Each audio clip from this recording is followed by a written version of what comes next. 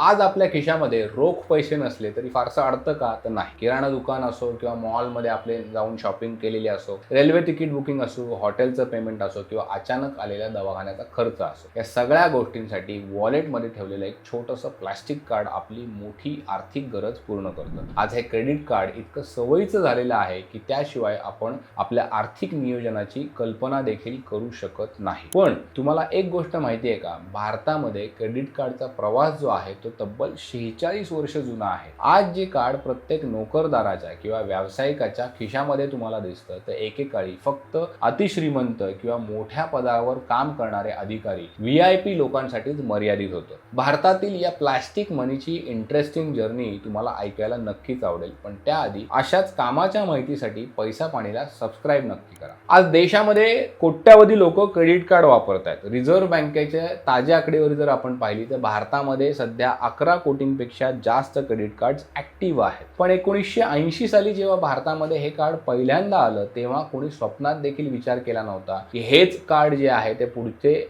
भारताच्या डिजिटल इकॉनॉमीचा कणा बनू शकेल. भारतामध्ये क्रेडिट कार्डची खरी सुरुवात 1980 मध्ये झाली. त्यावेळी सेंट्रल बँक ऑफ इंडियानं देशातलं पहिलं बँक क्रेडिट कार्ड लॉन्च केलं, ज्या कार्डचं नाव होतं सेंट्रल कार्ड आणि ते व्हिसा नेटवर्कवर चालत होतं. त्या काळामध्ये आपली भारतीय बँकिंग व्यवस्था जर पाहिली तर पूर्णपणे पारंपरिक होती. म्हणजे काय की पासबुक अपडेट करण्यासाठी किंवा स्वतःचे पैसे जे आहेत ते विड्रॉ करण्यासाठी लोकांना बँकेत जायला लागायचं, रांगेत उभं राहायला लागायचं. ATM, इंटरनेट बँकिंग किंवा मोबाईल ॲप जे काही आहेत त्या गोष्टींचा जन्म देखील झालेला नव्हता. अशा वातावरणामध्ये आता खरेदी करा आणि पैसे महिन्याभरानं द्या ही उधारीची संकल्पना सर्वसामान्य माणसासाठी पचायलाच अवघड होती. सुरुवातीला लोकांनी या कार्डकडे थोडंसं संशयानेच पाहिलेलं होतं. सुरुवातीच्या काही वर्षामध्ये क्रेडिट कार्डचा वापर जर तुम्ही बघितला तर अतिशय मर्यादित होता. मोठी शहरं म्हणा किंवा कॉर्पोरेट क्षेत्रामध्ये काम करणारे उच्च पदस्थ अधिकारी म्हणा किंवा भरपूर गलेलठ्ठ असा पगार असलेले लोक यांच्यासाठीच हे कार्ड मर्यादित होतं. कार्ड मिळवण्यासाठीच्या अटी ज्या आहेत त्या अतिशय कडक होत्या. तुमची नोकरी, तुमचं उत्पन्न, समाजामध्ये तुमची काय प्रतिष्ठा आहे ते सगळं बघून मग बँका क्रेडिट कार्ड तुम्हाला द्यायच्या. त्या काळामध्ये क्रेडिट कार्ड ही गरज नव्हती तर एक स्टेटस सिम्बॉल होतं. खिशातून कार्ड असं बाहेर काढायचं म्हणजे आपण किती श्रीमंत आहोत हे दाखवण्याची ती एक पद्धत होती. पुढे 1991 मध्ये देशात आर्थिक उदारीकरण झालं. भारताची अर्थव्यवस्था जागतिक बाजारासाठी खुली झाली. परदेशी बँकांनी भारतामध्ये एंट्री घेतली आणि आधुनिक बँकिंगची नवीन साधनं जी आहेत ती आपल्या बाजारामध्ये आली. या स्पर्धेमुळे काय झालं की क्रेडिट कार्ड क्षेत्रामध्ये मोठे बदल झाले. ग्राहकांना आकर्षित करून घेण्यासाठी नवीन कार्डामध्ये विमा सुविधा, फसवणुकीपासून संरक्षण, सगळ्यात महत्त्वाचं म्हणजे रिवॉर्ड पॉइंट दिले जाऊ लागले. हळूहळू लोकांचा क्रेडिट कार्ड सिस्टीमवर विश्वास बसू लागला. तरीही हे कार्ड अजूनही सामान्य माणसाच्या खिशापर्यंत पोहोचलं होतं का?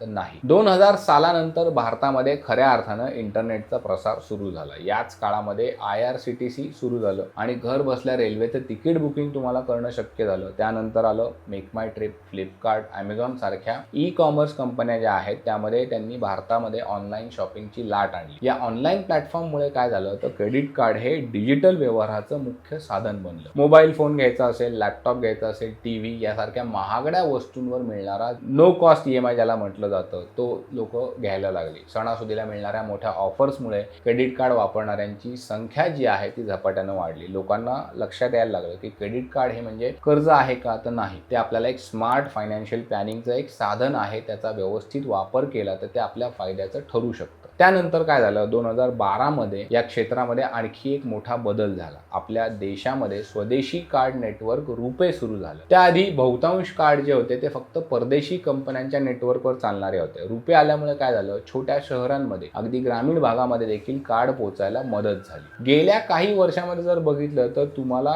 डिजिटल इंडिया आणि UPIनं क्रेडिट कार्डचं रूपच बदलून टाकल्याचं लक्षात येईल. आता कार्ड खिशात बाळगण्याची गरज राहिलेली का? तर नाही. रुपे क्रेडिट कार्ड थेट तुम्ही UPIला लिंक करू शकता. तुम्ही अगदी चहाच्या टपरीवर किंवा भाजीवाल्याकडे सुद्धा QR कोड स्कॅन करून पेमेंट करू शकता. आता छोट्या फायनान्स कंपन्या ज्या आहेत त्या देखील Tier 2 आणि Tier 3 शहरांमध्ये कार्ड वाटत आहेत. ज्यांची क्रेडिट हिस्ट्री नाहीये त्यांच्यासाठी FD वर आधारित असं सिक्युअर्ड क्रेडिट कार्ड दिलेलं जातं. 46 वर्षांपूर्वी सेंट्रल बँक ऑफ इंडियाच्या एका साध्या कार्डपासून सुरू झालेला हा जो काही प्रवास आहे तो आता 11 कोटी क्रेडिट कार्डच्या घरात पोहोचलेला आहे. आज क्रेडिट कार्ड म्हणजे फक्त उधारी आहे का? तर नाही. इमर्जन्सीमध्ये उपयोगी पडणारा फंड, लाऊंज ॲक्सेस असेल किंवा कॅशबॅक असेल तुम्हाला मिळणारी, सुरक्षित व्यवहाराची हमी, हे सगळं आजच्या क्रेडिट कार्डचं चित्र आहे. एकेकाळी फक्त VIP लोकांची मक्तेदारी असणारी ही गोष्ट आता खऱ्या अर्थाने सर्वसामान्यांची झालेली आहे. तुमचं पहिलं क्रेडिट कार्ड कोणत्या बँकेचं होतं आणि तुम्ही ते शॉपिंगसाठी वापरता की इमर्जन्सी फंडसाठी वापरता? कमेंटमध्ये तुम्ही आम्हाला नक्की सांगा. बघूयात किती लोक स्मार्टपणे क्रेडिट कार्डचा वापर करतात. व्हिडिओ जर तुम्हाला आवडला असेल तर लाईक करा, तुमच्या मित्रांसोबत शेअर करा आणि अशाच भन्नाट आर्थिक माहितीसाठी पैसा पाणीला आत्ता लगेच सबस्क्राईब करा. पुढच्या व्हिडिओमध्ये भेटूयात आपण आणखी अशाच महत्त्वाच्या आणि वेगळ्या विषयासह. तोपर्यंत पाहत राहा पैसा पाणी.